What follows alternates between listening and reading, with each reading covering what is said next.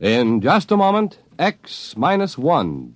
But first, some of the funniest situations you've ever witnessed occur every Wednesday night when the devilish imagination of MC Jack Bailey gets to work on NBC's Truth or Consequences. You won't believe it until you hear it, so listen in tomorrow. Then another laugh session is in store later on with the wise and witty Groucho Marx as he and contestants play You Bet Your Life, while the melodic note in your Wednesday evening schedule is music and fun on Airtime with Giselle McKenzie.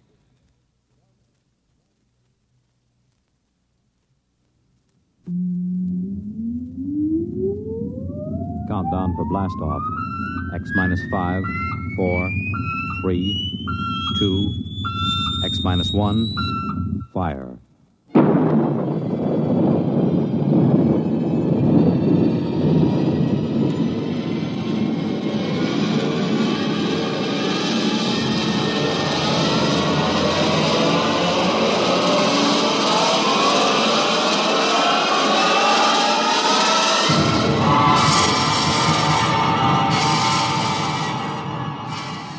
From the far horizons of the unknown come transcribed tales of new dimensions in time and space.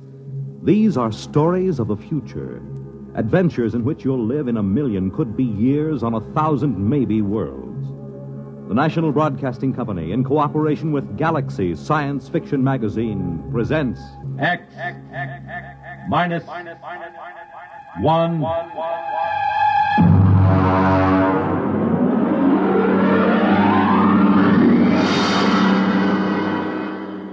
Tonight, the Mark Clifton story, Star Bright.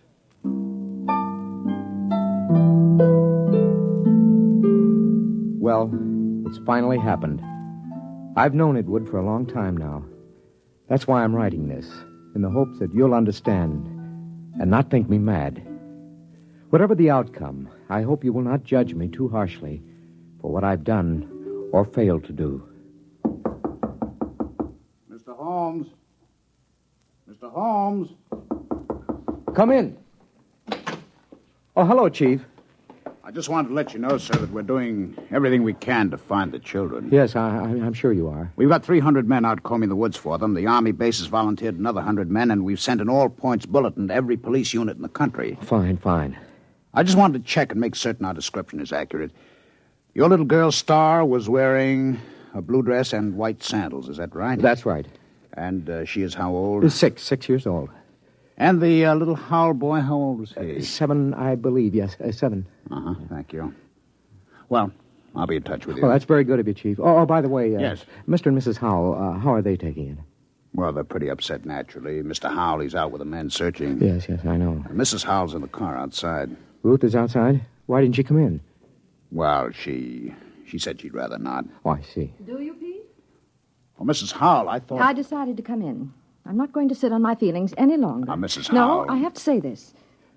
Pete, Bill and I have been your neighbors for almost a year now. Our children have been almost inseparable. I know that.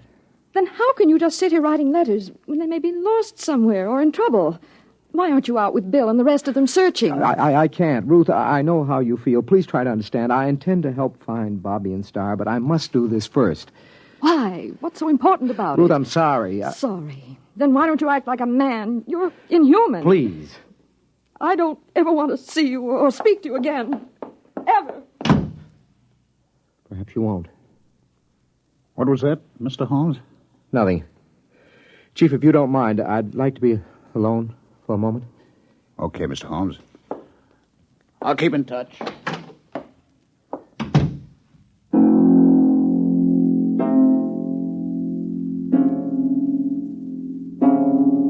How can I tell them? How can I make them understand? I write this to you because they must be made to understand somehow, but I have to begin at the beginning. I think I first noticed it one evening when Star was 3 years old. I was in my reading chair going over some work. Star was sitting on the floor in the circle of light with her blunt-nosed scissors and scraps of paper. Her long silence made me glance down. And then we glue this together, put a line here and there. Star? Like that. Star? What What is it, Daddy? Can I see what you made? Uh-huh. Well. It's quite a coincidence. What? You know what they call a piece of paper joined together with a half-twist like this? Nope. It's called a Mobius strip. You mean somebody already made one? A man named Mobius, mathematician, long time ago. Did he know you can put a line on it like that so it has one side all joined? Yes, he did. Someday I'll tell you what it means. Now do it. What? Tell me about a Mobius strip. Very complicated. Then read me about it. Oh, you wouldn't understand, honey. Read me anyway. Okay, young lady. But I warn you, it'll be like one of those nonsense rhymes. At least, I hope it will.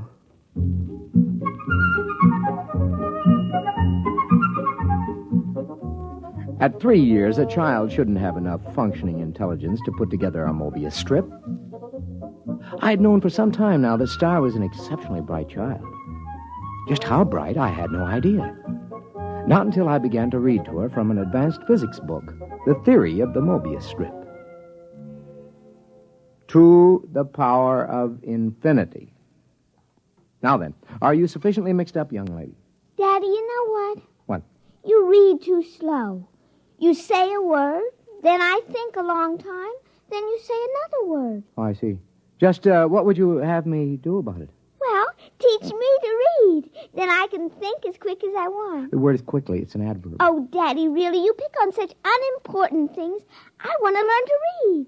Okay. When would you like to begin? Right now, tonight.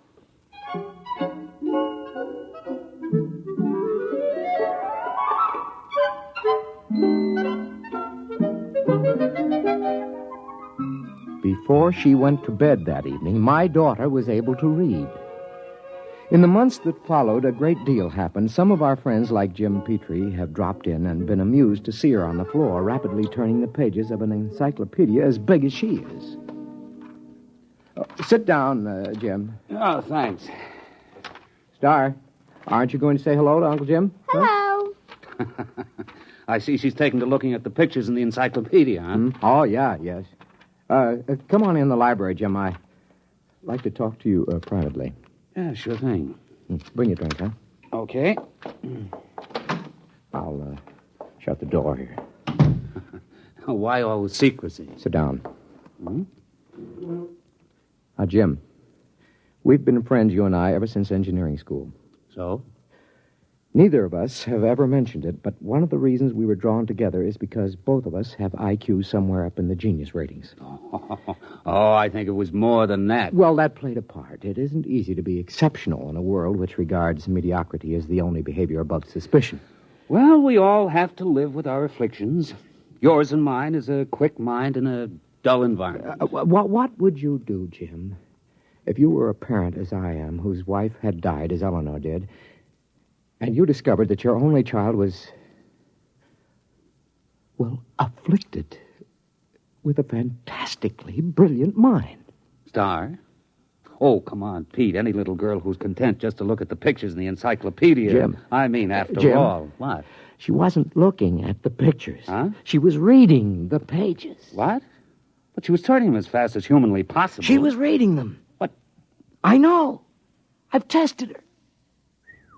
She not only remembers everything, she understands the concepts. She even gets impatient with them. Well, have you measured her? Well, I've given her IQ tests, aptitude tests, reaction tables, all the paraphernalia for measuring something we know nothing about. And? Tests don't work. How do you mean? Well, either the tables are screwy or Star's beyond all measurement. Pete, are you sure you're not projecting this? I mean, isn't it possible that a few accidental... Daddy, Yes, honey. I got lonely. Okay, come on in. Uncle Jim, would you read me a story? Why don't you read your own story? Because I'm only 3, and 3-year-olds can't read. And so she had found the answer to her affliction by herself. Conformity. She had already learned to conceal her intelligence. So many of us break our hearts before we learn that. When Star was 4 years old, according to state law, her mind had developed enough so she could attend nursery school. Hi, Daddy. Hi, honey. Did you, like nursery school? Oh, yes, it was fun. What'd you learn today? Not much. I tried to cut out paper dolls, but the scissors kept slipping. Now, look, Star, don't overdo it. That's as bad as being too quick. The idea is that everybody has to be just about standard average. That's the only thing people will tolerate. It's expected that a little girl of 4 should know how to cut out paper dolls properly. Oh. I guess that's the hard part, isn't it, Daddy? To know how much you ought to know. Yeah. That's the part I always found hard when I was young. It's really all right. I let one little girl show me how to cut them out, so now she likes me. She just took charge of me and told the other kids they should like me, too. So they did, because she's the leader, even if she is one of the stupids. What? The stupids. That's the trouble with you, Daddy. You don't grasp things right away. That's because you're only a tween. Between? I assume that means an in-between? That's right. You're in between a stupid and a bright. And you're a bright. Yes. I made those names up when I was very little. How little? Oh, about 6 months old.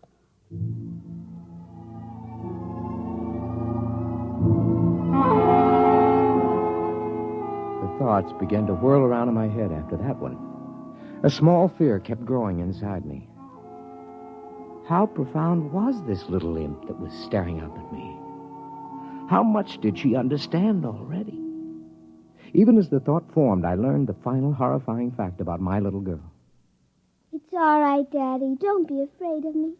Well, how did you know that I was thinking anything like that? Well, I just figured it out. Star, Yes, Daddy? now I want you to answer me honestly when I ask you this next question, will you? Yes. Star, can you read people's minds? Are you a telepath? Well, Yes, Daddy. I thought so. You read my mind just now, didn't you? Yes. Now, I'd like to know something else. All right. Can you teach me to do it? You're already learning it, Daddy. The trouble is you're so slow you didn't even know you were learning. Oh, I see. Daddy, Yeah? you know what I wish? What do you wish? Well, nothing.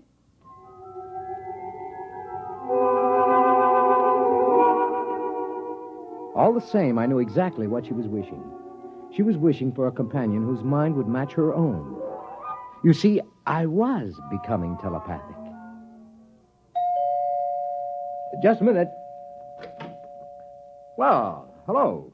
Is your little girl home? Yeah, she's upstairs. Who are you? I'm Robert. Robert who? Robert Howell. My mother and father moved next door yesterday. Oh, well, come in, Robert. I'd like to play with your little girl. How'd you know I had a little girl? Oh, I just know. Oh, I see. And how old are you? I'm 6. Well, I'll ask Star to come downstairs. I'm sure she'll be glad to see you. Yes, she will. Tell me, Robert, are you a tween or a bride? Oh, I'm a... What did you say, Mr. Holmes? Nothing.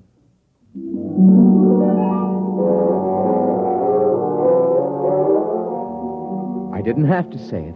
I could read his thought. He was a bride, and it was no accident that he and his parents had moved next door. Somehow, Star had managed to make contact with him, and they had arranged the whole thing. A father is prepared to lose his daughter eventually, but not so soon, not so terribly soon. Coming. Oh, hello, Ruth.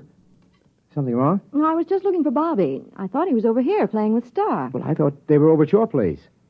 I don't understand it. I've noticed that they've been disappearing for a couple of hours almost every afternoon. Well, I suppose they'll turn up again. They know better than to cross the street by themselves. They're too little for that. If they come here first, tell them to come over and have some milk and cookies. Yeah, I'll do that. Oh, by the way, this must belong to your Star. Oh, what's that? Oh, some sort of coin or medal or something. I found it out in the backyard after Star and Bobby were playing. It looks brand new. Let's have a look. Oh, is something wrong? Did you say you found this in your backyard? Yes. What is it? I don't know. Well, I've got to get back. Bill will be getting home for dinner soon, so see you later. Yes.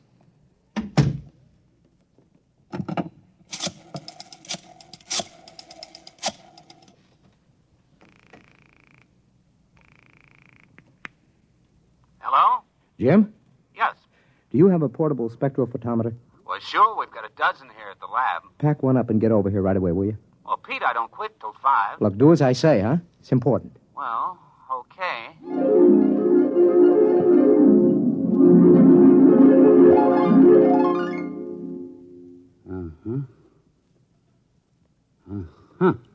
Well?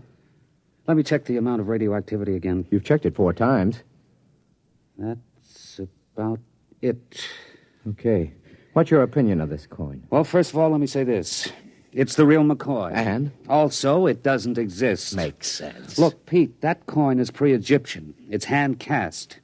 It's made out of one of the oldest bronze alloys, one that was lost 4,000 years ago. So it's 4,000 years old. It is and it isn't. What do you mean? Listen, Pete, old coins show wear. The edges get rounded with handling. The surface oxidizes. The molecular structure changes, crystallizes. Pete, this coin is authentic, and yet it's brand new. It might have been struck off yesterday.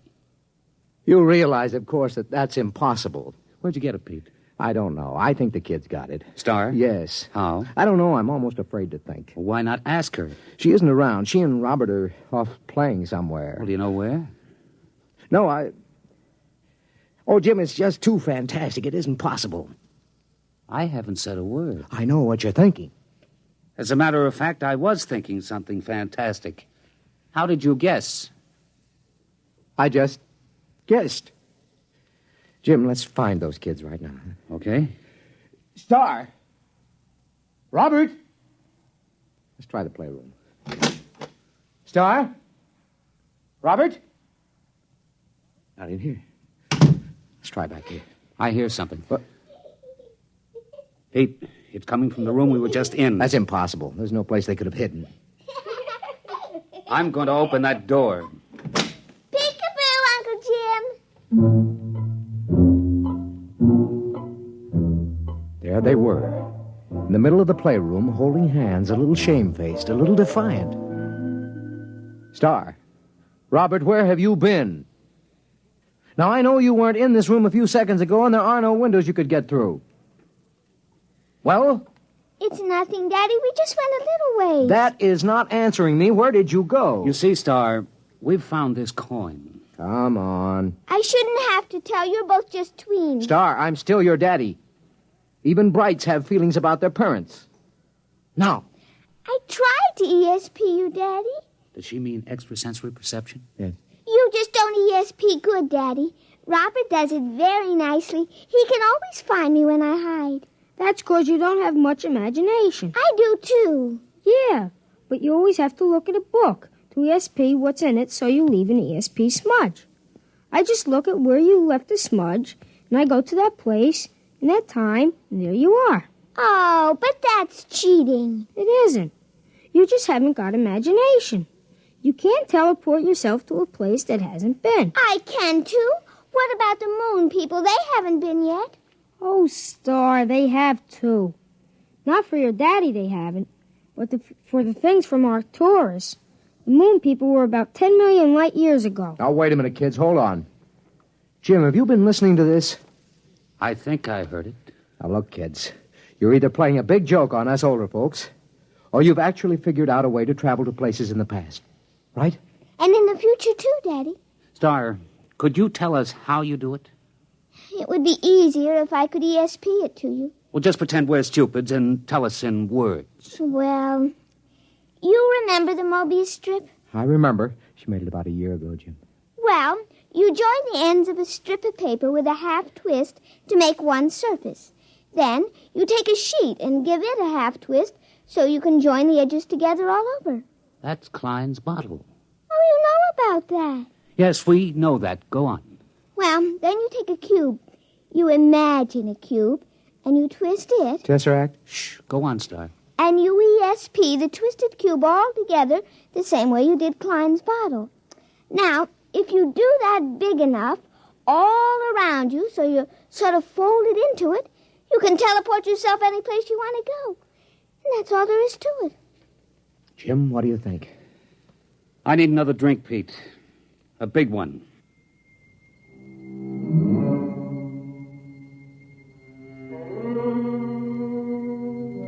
That's all there was to it. The line, the plane, the cube, those were Euclidean physics. The Mobius strip, the Klein bottle, the twisted cube, those were Einsteinian physics. Well, I was pretty advanced in both, but I'd have to do some heavy thinking to really grasp it. Meanwhile, the two little kids stood there staring at us. Star, Robert, can you tell us some of the places you've been? All over, Uncle Jim. The Romans and the Egyptians and places like that. Is that how you got the coin? Uh-huh, I found it. It wasn't stealing, was it, Daddy? I just found it in the dirt. We'll skip that for a minute. What about going to the future? There isn't any future, Mr. Holmes. What's that? It's kind of hard to explain. Even Star doesn't get it. Oh. But when she gets to be 6, like I am, she'll probably understand. Well, try to explain it to me. Well, it's all connected, just like the Mobius strip. If you go far enough, you'll get back to where it starts again. You start with the cavemen, then us men, then atomic men, the moon men, planet men, star men, and Brights. Only somehow... What? The Brights got off the strip. We haven't been able to find them any place in time. I'd sure like to know how they got off and where they are. Now, look, kids, this kind of thing can be dangerous. You might be eaten by a dinosaur or something. Oh, we just ESP ourselves right out of there. Well, anyway, I don't want you leaving this part of the time strip. Not again. Daddy. Now, I may be just a tween, but I'm your father. I always mind you, Daddy. Yeah? What about going off the block? But, Daddy, we didn't cross a single street. Nevertheless... Pete, think of what you're doing. Pictures, specimens, recordings, not only from the past, but from the future. Pete, I beg you. Jim, this is my daughter. But what a contribution. We could be ages ahead of ourselves. No. Star. Robert, I'd like your promise you won't leave present time again. Well? Okay. All right.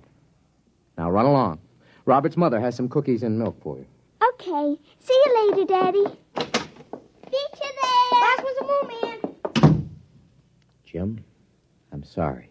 Well, I suppose if I had a daughter... Are you going to report this? And have everybody give me the horse laugh?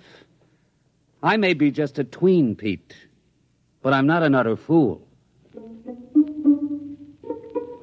It took me almost 6 months to do it. I don't know how many times I visualized a cube and ESP'd it a half-twist and tried to seal the edges around me. And then once there was a flash, just for an instant. I was concentrating on Caesar's triumphant march into Rome. And for the briefest instant, there it was. I was standing on a roadway watching, and then it vanished. Hey. Hi, Daddy. What are you two characters plotting? Nothing, Daddy. Well, I'm going to my study for a while. Star? Yes, Daddy? You remember your promise about not leaving present time, don't you? Yes, Daddy. You going to keep it? Yes, Daddy. Okay. I'm holding you to it.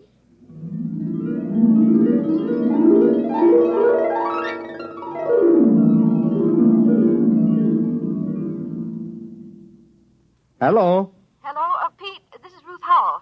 Yeah? Are the kids there? No? When did you see them last? What time is it?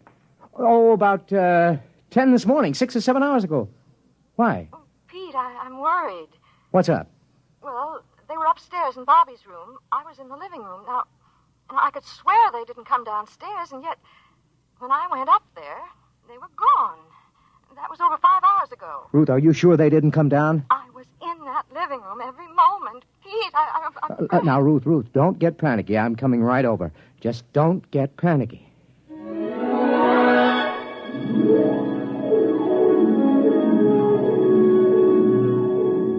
There wasn't a trace of them. Well, that isn't exactly true. Remember what Robert had said about Star leaving an ESP smudge? Well, I was able to catch it in Robert's room. It had something to do with where the Brights went when they got off the time strip. That's it, of course. They wouldn't disobey by leaving present time. But isn't it possible that there is more than one present time? Isn't it possible that another now coexists with ours? That's the clue, of course. I'm going to call the police, Pete. I don't think it'll do any good. But we've got to find them. They'd have come back by now. Yes, if they could. What do you mean? Nothing. Well, what are you going to do? I'm going back to my study to think. To think?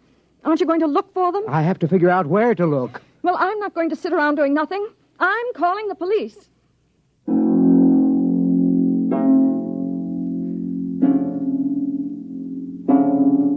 That was this morning. I've been doing some desperate concentrating since then, Jim.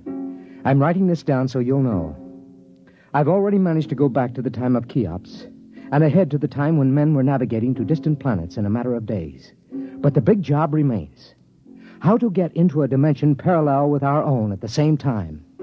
I figured out that to get the equivalent of a Mobius strip with depth, you must use the supercube, the tesseract. That's what I'm working on at the moment. If I succeed, there is a possibility I may not be able to get back. I hope you will be able to make Bill and Ruth Howell understand.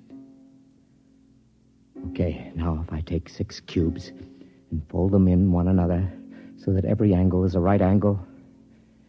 Yes, all right, I've got that. And now if in folding, I ESP the tesseract, a half twist around myself. Mr. Holmes? Mr. Holmes, are you in there? Mr. Holmes? We'll have to break in. It's locked from the inside. Mr. Holmes! Pete! Pete, where are you? Pete! That's funny. The door was locked from the inside, but here's his fountain pen with the ink still wet. But he's gone.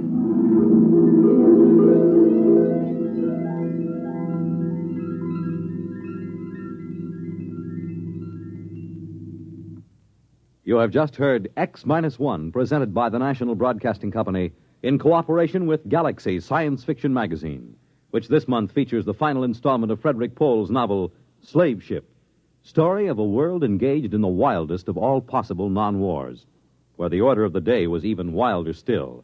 Spare every animal and throw the men to the wolves. Galaxy Magazine, on your newsstand today. Tonight, by transcription, X-1 has brought you Star Bright, a story from the pages of Galaxy written by Mark Clifton and adapted for radio by George Lefferts. Featured in the cast were Sarah Fussell, Lawson Zerbe, Bill Quinn, Billy Harris, Ralph Bell, and Kate Wilkinson. Your announcer, Fred Collins. X-1 was directed by Daniel Sutter and is an NBC Radio Network production.